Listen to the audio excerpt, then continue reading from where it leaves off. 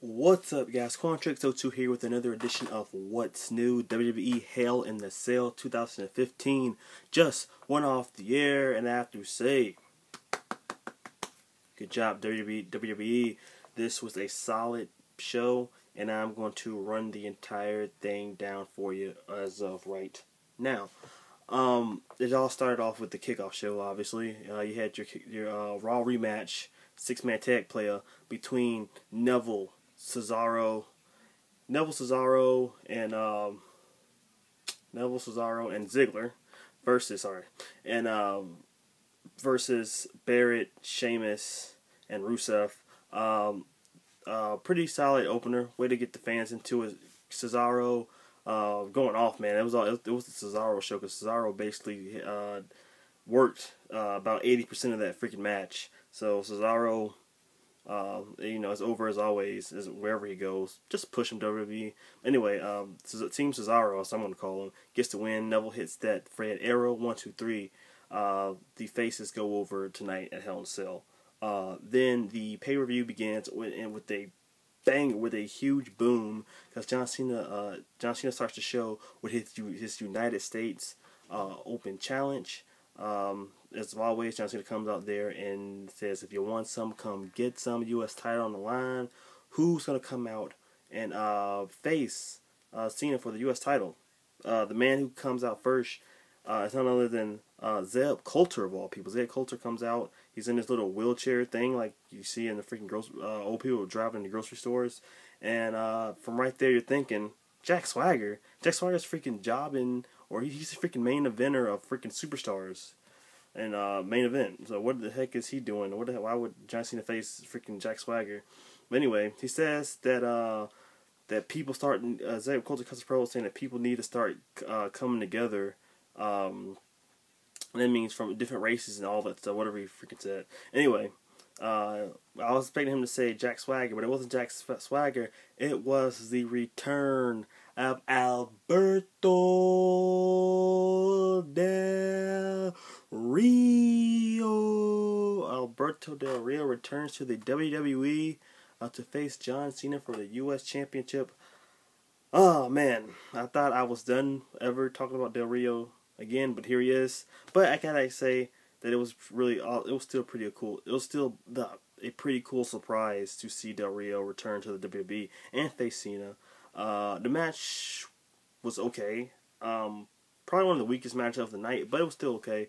But the thing to take out of this is that Del Rio, not only did he beat John Cena for the U.S. Championship, he beat him clean. Went for the backstabber. Cena rolled back up, got kicked in the face with that his super kick, and that was the end. 1, 2, 3. Del Rio wins. I can't remember the last time John Cena got pinned for a 3 count that clean. It's been a really long time, but it happened tonight thanks to Del Rio. So they're gonna probably go hard with Del Rio now that he's back in the WWE. They want a strong Hispanic superstar to represent the Hispanic people, and now they have Del Rio again. So hopefully they're going to try to re-push Del Rio, and this time, hopefully they do it the right way, and it won't be super freaking boring, because Del Rio was really stale before he left. But yeah, Del Rio wins the U.S. Championship, and next we had the first Hell in a Cell, Bray Wyatt versus Roman Reigns. This match was very, very fun, man. I'm telling you, one of the best Hell in Cells of the last couple of years. I actually like this better than Dean Ambrose versus Seth Rollins. And I thought that match was pretty fun last year too. But this match was actually really, really, really enjoyable. A lot of awesome spots. They had one spot where Bray Wyatt would kind of wedge the chair and the kendo stick in between the cell, and then throw Roman Reigns into him. One spot, I think Roman was trying to suplex Bray Wyatt into a table that was on the outside from the apron, and Bray Wyatt would then counter, and you were knocking him into it. Roman Reigns powerbombed Bray Wyatt into another table. And my favorite spot, Roman Reigns would spear Bray Wyatt from the apron all the way to a table on the outside. That was my favorite spot of the match.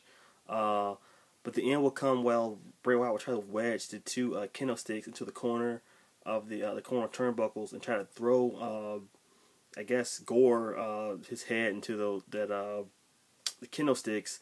But Bray Wyatt would Roman Reigns would counter, throw him into the kendo sticks, then hit the spear. 1, 2, 3. Roman Reigns gets that needed victory on Bray Wyatt, and that was that match. Definitely very enjoyable. Probably second best match of the night. Definitely check that out.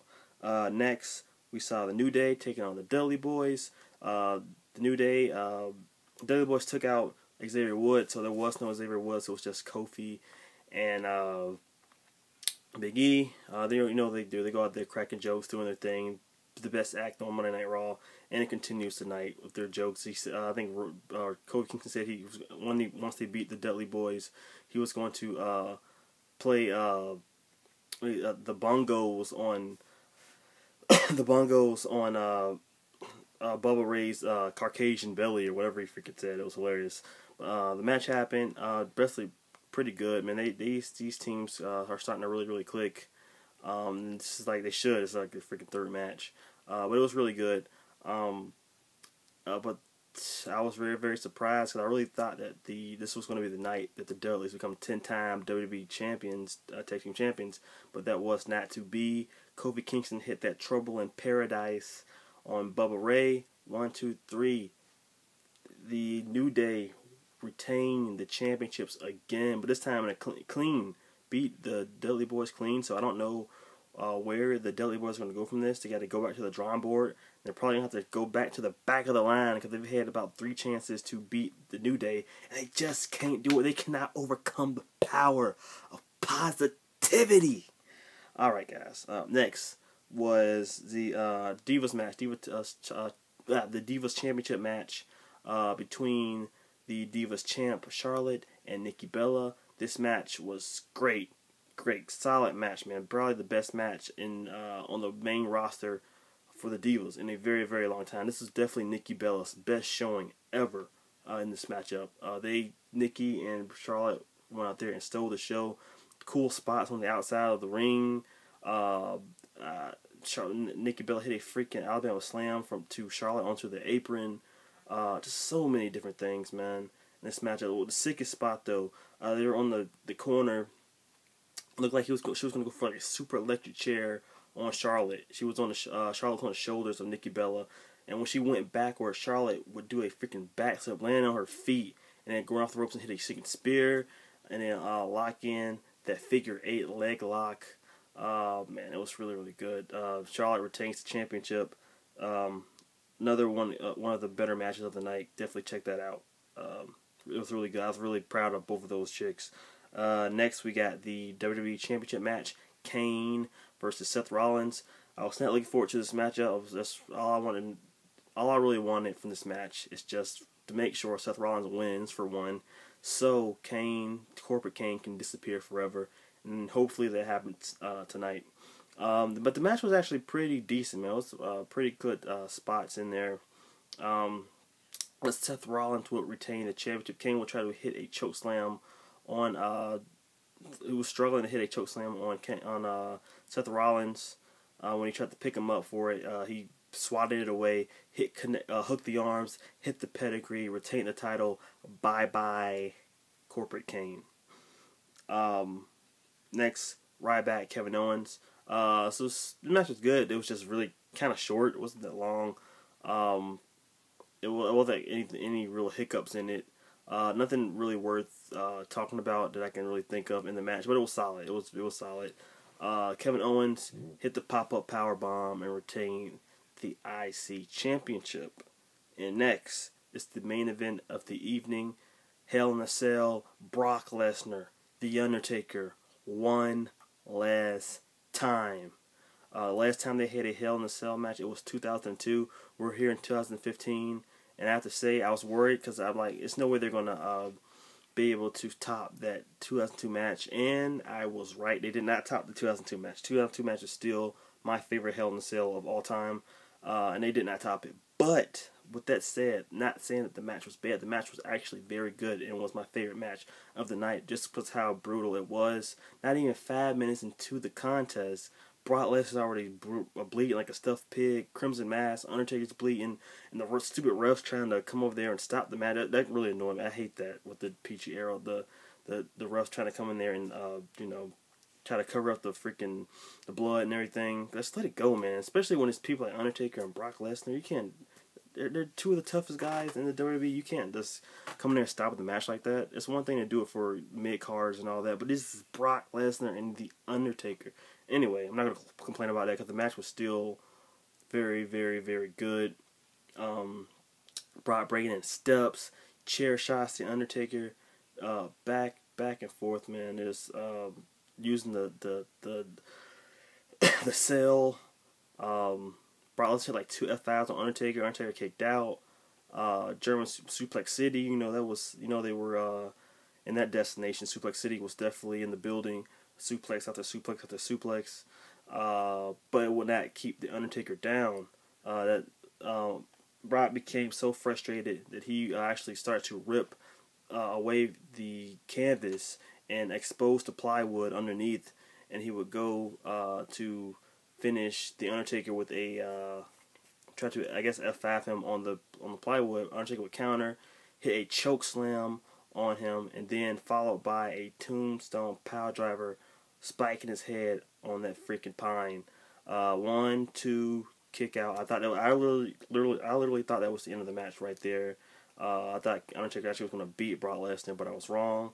Undertaker would then do the cutthroat and go after Brock Lesnar again while he was on the ground and try to pick him up for another tombstone. But he would get his Brock Lesnar would get his sweet revenge after he low blows the Undertaker and then picks him up, F5s him on the plywood.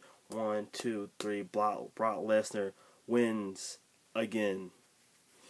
Brock Lesnar walks out. Undertaker's on the ground. People are cheering him to try to get back up to his feet. He does. He goes for his taunt on the ground. Lights go out. The Wyatt family hits. All 4 members goes inside of the ring, surrounds the Undertaker, and beats the living hell out of him.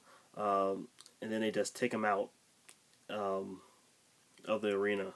I don't know where the hell they're going with the Wyatts. I don't know where the Wyatts are taking the Undertaker, but all I know is that something big is definitely about to go down. Survivor Series, the 25th anniversary of the Undertaker. Undertaker's going to be there. I'm thinking Wyatts versus the Brothers of Destruction and Ambrose and Reigns. That's one hell of a Survivor Series. Traditional Survivor Series 4-on-4 right there, baby. I'm looking forward to that if that is where they're going. But guys, that is Hell in a Cell 2015 for you. Tell me, what was your favorite match of the night? I'm giving this baby 4 stars. I really, really enjoyed this show. I thought it was very, very good. Entertaining surprises. Match quality was on point. It was good, guys. But let me know in the comments below, what was your favorite match of the night. But until next time, guys, comment, rate, subscribe, stay good, everybody. Peace.